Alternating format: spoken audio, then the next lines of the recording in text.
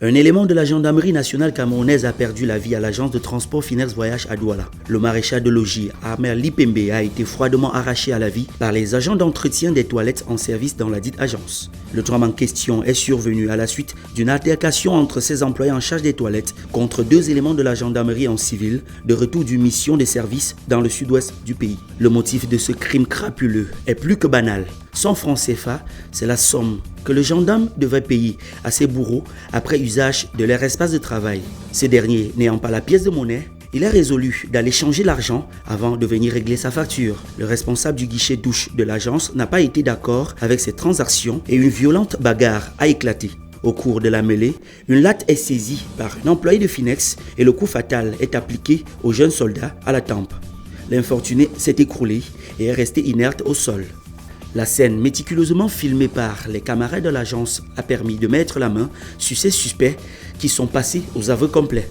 L'agence Finex de Douala a été scellée par les éléments des forces de maintien de l'ordre. Ahmed Lipembe travaillait à la direction technique et logistique de la gendarmerie nationale. Son corps a été déposé à la morgue de la garnison militaire de Douala. Son collègue se trouve hospitalisé dans la même formation sanitaire dans un état sérieusement critique. La médiation de la CEDEAO en vue du retour au calme au Mali vient de connaître un nouvel échec. Les pourparlers entre les 5 présidents mandatés par l'institution sous-régionale et les partis en opposition au Mali n'ont pas connu une issue favorable. Les manifestants ont rejeté l'option d'un partage de pouvoir entre Ibrahim Boubacar Keïta et l'opposition. Cette idée n'a pas été validée par les leaders de la marche qui continuent de durcir le ton. La CEDEAO s'est résolue de se réunir en sommet extraordinaire ce lundi 27 juillet 2020 pour tenter de trouver un compromis à cette crise malienne.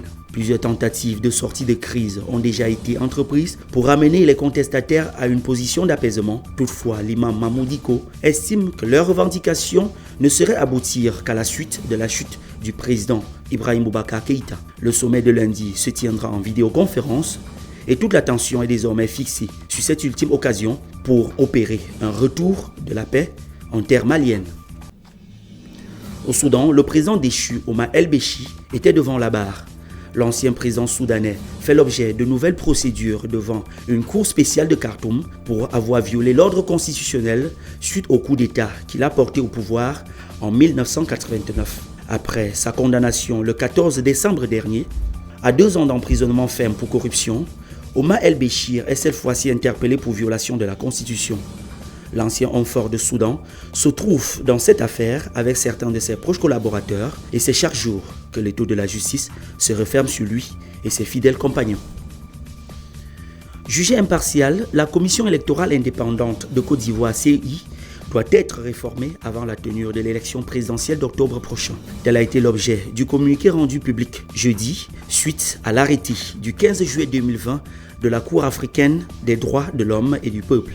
C'est la décision de l'opposition ivoirienne, restée insatisfaite du résultat de la refonte de l'ancienne commission électorale indépendante l'an dernier. Cette opposition exige particulièrement la dissolution de la commission électorale locale que la Cour africaine juge déséquilibrée et en faveur du parti au pouvoir. Par ailleurs, l'opposition ivoirienne demande que la liste électorale qui vient d'être révisée soit auditée par une instance paritaire.